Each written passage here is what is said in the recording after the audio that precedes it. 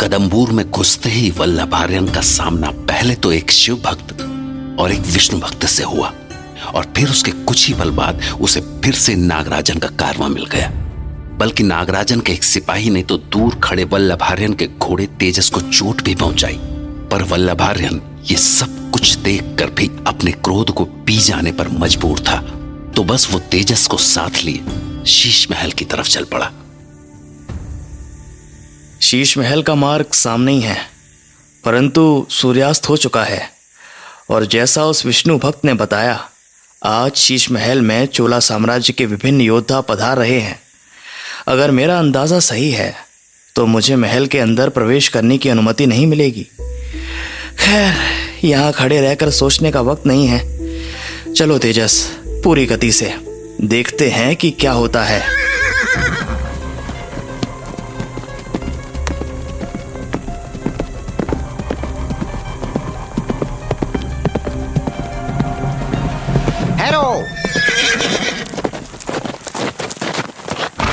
कहाँ घुसे चले जा रहे हो? कौन हो तुम? तो ये तरीका है तुम्हारा अपने मेहमानों का सत्कार करने का? मार्ग में भाला लिए खड़े होकर तुम हमारा इस प्रकार अनादर करोगे? किंतु मेहमान जी, आप हैं कौन? हमें तो कोई संदेश नहीं मिला कि सूर्यास्त के बाद भी कोई मेहमान पधारने वाला है। तो तुम मेरा नाम जानना चाहते हो? तो सुनो, मैं हूँ वानर साम्राज्य का वंशराज, वही साम्राज्य जिसकी वीरता के गीत तुम्हारे पूर्वज गाया करते थे और उनका नाम अपनी छाती में लिए रणभूमि में उतर जाते थे। नाम मेरा वल्लभ आर्यन है। अद्भुत। एक दो शंखनाद भी कर दिया होता। और तुम्हारा कारवा कहाँ है? अरे देखो तो सही वानर साम्राज्य के राजकुमार के यश को। अरे मैं तो भूल ही गया, कारवा कहाँ से मिलेगा? वानर साम्राज्य तो इतिहास में विलीन हो चुका है। और ये रह गया होगा बस बेचारा। अरे ये घोड़ा देखो तो इसे, ये तो वही घोड़ा है जो मुझे रास्ते में मिला था। अच्छा, तो ये इन महाशय का घोड़ा था।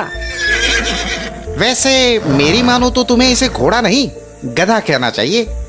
वानर साम्राज्य के वंशज की सवारी गधे की ही होनी चाहिए, घोड़े की नहीं।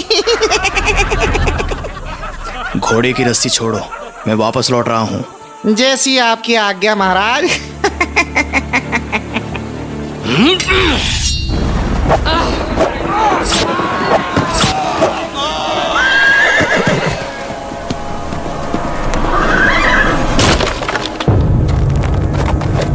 अरे ये क्या हुआ? अचानक मानो बिजली सी कौंधी हो। हमारे सारे द्वारपाल जमीन पर गिर पड़े हैं। इतनी तेजी हैं? मेरी आंखें देख भी नहीं सकी कि कब उसने अपनी तलवार निकाली और हम सबको एक पल में जमीन पर गिरा दिया। असंभव। परंतु वो गया कहाँ? ये क्या? मुख्य द्वार खुला हुआ है। इसका मतलब वो शीश महल के मुख्य द्वार के भीतर प्रवेश कर गया।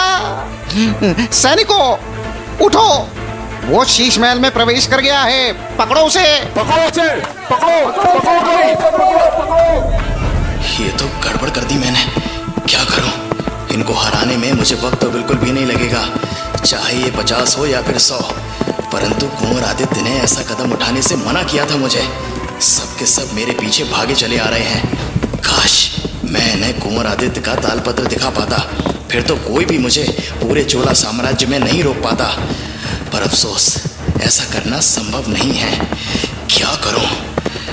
अब तो बस एक ही रास्ता बचा है। अरे पकड़ो उसे, पकड़ो उसे, पकड़ो उसे। कार्तिकेय, कार्तिकेय, देखो तुम्हारे सैनिक मेरी जान के पीछे पड़े हैं। कार्तिकेय! ये सब क्या हो रहा है? इतना शोर कैसा है? कुंवर कार्तिकेय, शीश महल में एक घुसपैठिया घुस गया है। क्या? मूर्खों, क्या कर रहे हो तुम लोग द्वार पर? एक घुसपैठिए को नहीं रोक सके? कुंवर वो। हटो सामने से, मुझे देखने दो आखिर मामला क्या है। जी कुंवर कार्तिकेय। कार्तिकेय, असंभव, क्या ये सच में? अरे मूर्खों, चुप हो जाओ और अपनी अपनी जगह खड़े हो जाओ। तुम जानते भी हो ये कौन है? शुक्र है कार्तिकेय तुम आ गए। तुमने मुझसे इतनी दफा अपने महल आने को कहा, आज जब मैं आया तो मेरा ऐसा स्वागत। क्षमा करना मित्र, मूर्खों की सेना पाल रखी है हमने। जाओ सबके सब अपनी जगहों पर वापस। जी राजकुमार। वल्लभार्यन, मुझे अपनी आंखों पर भरोसा नहीं हो रहा। ये सच में तुम हो? जाने कितने दिनों के बाद तुम्हें देख रहा हूं मैं। तुमने आने में थोड़ी देर और कर दी होती तो मुझे देख भी नहीं पाते तुम। ये सैनिक मुझे कच्चा चबा जाते। क्या मजाक कर रहे हो? इन जैसे 1000 सैनिकों को तुम पल भर में हरा दो। चलो आओ मेरे साथ, तुम्हें महल दिखाता हूं। इतना कहकर कार्तिकेय अपने मित्र को शीश महल दिखाने लगा। अद्भुत, सचमुच अद्भुत है ये महल। कितना खूबसूरत है, जैसा तुमने बताया था उससे कहीं ज्यादा खूबसूरत है। वैसे कार्तिकेय ये तो बताओ, आज इतने सारे योद्धा इस शीश महल में क्यों पधारे हैं? अरे वो बातें बाद में, पहले तुम मेरे साथ आओ, मुझे तुम्हें सबसे मिलवाना है। मिलवाना है? पर किससे? अरे मेरे पिताश्री, मां, हर किसी से। तुम्हारे बारे में हर किसी को पता है। और वल्लभार्यन, अगर तुम्हारा सौभाग्य अच्छा रहा तो तुम उनसे भी मिल सकते हो जिनकी वीरता के गीत तुम गाया करते थे। कार्तिकेय, कहीं तुम नागेंद्र? बातें बाद में, आओ पहले पिताजी से मिल लो। हाँ हाँ बिल्कुल।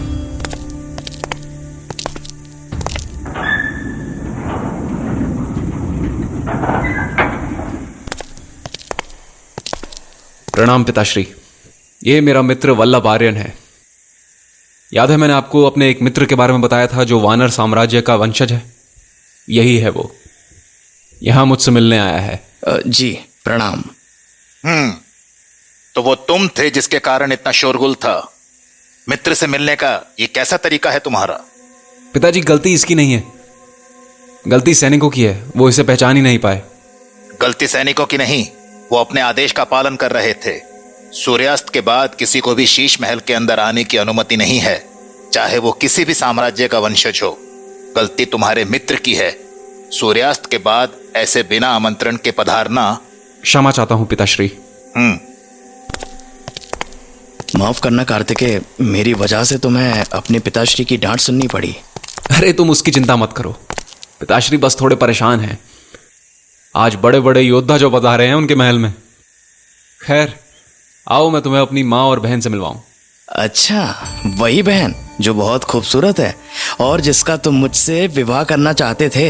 हाँ हाँ बिल्कुल, अब चलो भी। अपने पिता शंभुनाथ से मिलवाने के बाद कार्तिकेय वल्लभार्यन को अपनी मां और बाकी लोगों से मिलवाने के लिए ले गया। जहां से बाहर निकलने पर वल्लभार्यन के मन में 2 प्रश्न थे।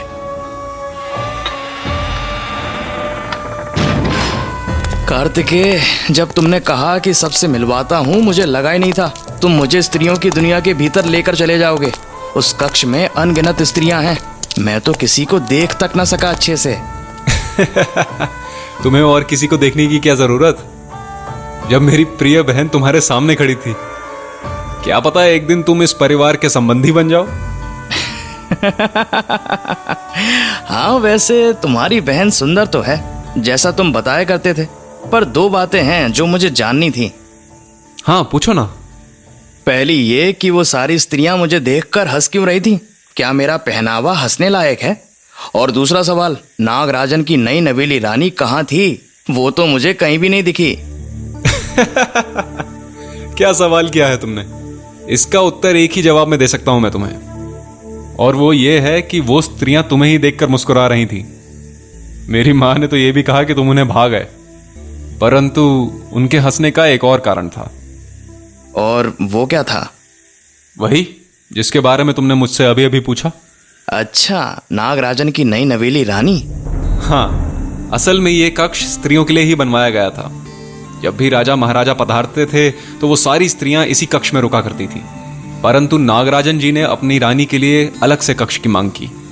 लोग तो ऐसा कहते हैं कि वो अपनी नई नवेली रानी का पीछा ही नहीं छोड़ते हैं। जहां भी जाते हैं उसे अपने साथ ही लेकर जाते हैं, और इसीलिए लोग बातें भी बनाते हैं, जो कि जायज भी है। अब इस अधेड़ उम्र में कोई इतनी कम उम्र की स्त्री से ब्याह रचाएगा, ये बातें तो बनेंगी ही। मैं ऐसा नहीं मानता। मुझे अच्छे से पता है ये बातें बनाने की असली वजह क्या है। और वो क्या? स्त्री मित्र, स्त्रियां बहुत जलनशील होती हैं। खुद से बेहतर स्त्री को देखकर उनके अंदर जलन की भावना खुद ही पैदा होने लगती है। और हो भी क्यों ना, यहाँ की सांवली स्त्रियों के सामने उस स्वर्ण रूपी बदन वाली अप्सरा का कोई जोड़ ही नहीं है। अरे ये क्या कह रहे हो? तनिक धीरे बोलो, किसी ने सुन भी लिया तो बेमौत मारे जाओगे। मैंने सुना है आज तक किसी ने भी नागराजन की रानी को देखा नहीं है, तो फिर तुम्हें कैसे पता कि उसका बदन सुनहरा है? क्योंकि मैंने उसे देखा था। क्या? पर कब, कैसे? आज जब नागराजन का कारवां शीश महल आ रहा था, तब मेरी नजर उस रेशमी पर्दे वाली पालकी पर पड़ी थी, जिसके अंदर एक सुनहरा हाथ था और सूरत मानो चांद का टुकड़ा।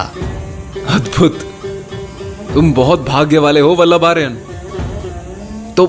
तो बताओ ना, कैसी है वो आखिर दिखने में, और क्या लगा तुम्हें देखकर?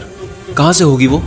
जहां तक मुझे समझ आया, या तो वो कश्मीर से होगी, या फिर दूर कहीं मिस्र से, या फिर अरबी होगी, क्योंकि ऐसी सुंदरियां वैसे ही प्रांतों में पाई जाती हैं।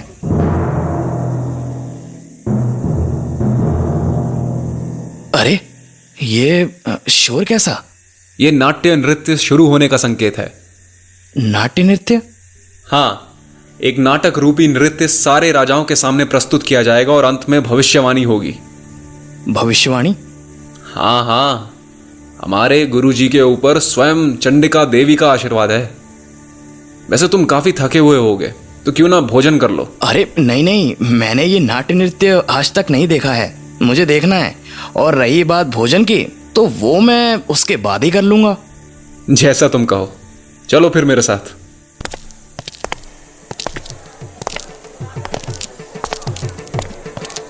यहाँ तो सभी उपस्थित हैं, और तो और नागेंद्र नागराजन भी मौजूद हैं। हाँ, और क्या।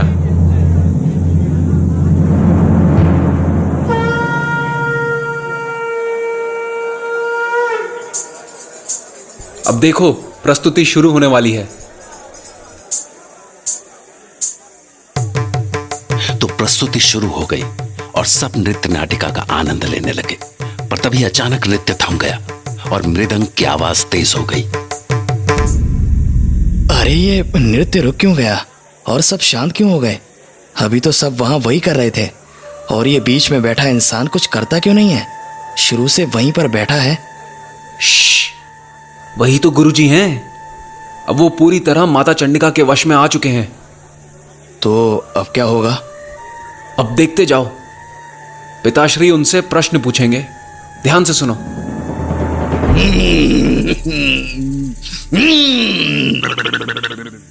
हे देवी चंडिका, माँ काली, महिषासुर मर्दिनी, तुझे हम सबका प्रणाम है।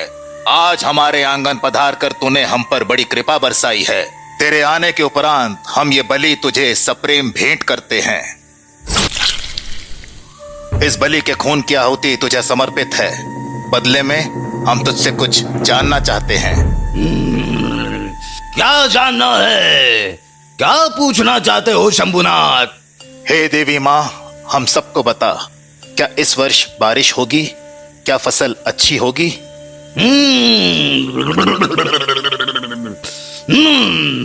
सब कुछ संभव है। बारिश, अच्छी फसल, परंतु माँ प्रसन्न नहीं है। माँ के दिल की इच्छा पूरी नहीं हुई है। माँ क्या चाहती हैं? कृपया हमें बताएं, हम वो इच्छा अवश्य पूरी करेंगे। माँ बलिदान चाहती है। बलिदान। बलिदान? कैसा बलिदान? क्या तू वो बलिदान दे पाएगा? हाँ हाँ, अवश्य, हुक्म करें। राजा का बलिदान, उस राज परिवार के खून का बलिदान जो हजारों सालों से है, उसका बलिदान चाहिए। राजाओं का खून, खून, हाँ खून। बस बहुत हो गया, ले जाओ इसे, ये आपा खो चुका है। जी महाराज, जो आज्ञा। अरे ये क्या हुआ अभी अभी? और ये गुरुजी बेहोश होकर क्यों गिर पड़े? और क्या नाट्य नृत्य खत्म हो गया? और भविष्यवाणी का क्या? हाँ, कभी कभी हमारे गुरुजी आपे से बाहर हो जाते हैं, तुम उसकी चिंता मत करो। तुम आओ मेरे साथ, भोजन कर लेते हैं हम दोनों, हमारे थाल सज चुके होंगे। हाँ, ये कुछ अजीब ही था, पता नहीं, पर ऐसा लगा जैसे भविष्यवाणी को बीच में जबरदस्ती रोका गया हो। और हाँ, अरे ये तो विष्णु भक्त है। ये महल की दीवार पर क्यों लटका हुआ है, वो भी बाहर से? अरे वल्लभ आर्यन, आ भी जाओ, अब क्या सोचने लगे? हाँ हाँ, अरे अभी तो वहीं दीवार के ऊपर उसका सर दिखा था मुझे, अब नहीं है। क्या ये मेरा वहम था? शायद। इतना थका होने के बाद जब ऐसी भविष्यवाणी देखूंगा तो किसी का भी दिमाग खराब हो ही जाएगा। हाँ भी जाओ, वहीं खड़े रहना है क्या तुम्हें अब?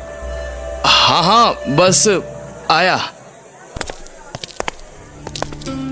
कार्तिकेय और वल्लभार्यन ने साथ में खाना खाया और फिर कार्तिकेय ने सबसे ऊपरी मंजिल के हवादार बरामदे में अपने मित्र के सोने की व्यवस्था कर दी। अद्भुत, क्या दृश्य है यहाँ से, और आसमान भी क्या खूब दिख रहा है। पर मुझे नीचे दे दी होती सोने के लिए कोई भी जगह, कितना ऊपर आने की क्या जरूरत थी? अरे तो बगल का बिस्तर मेरा भी तो है, तुम थोड़ी देर आराम करो, मैं कुछ देर में यहीं मिलता हूं, फिर तुमसे कई सारी बातें करनी है। ठीक है। इतना कहकर कार्तिकेय लौट गया और वल्लभार्यन अपने बिस्तर पर लेटे हुए आसमान को देखते देखते कब नींद की गोद में चला गया उसे पता भी नहीं चला, और कुछ घंटे बाद उसकी नींद अचानक एक भयानक सपने से खुली।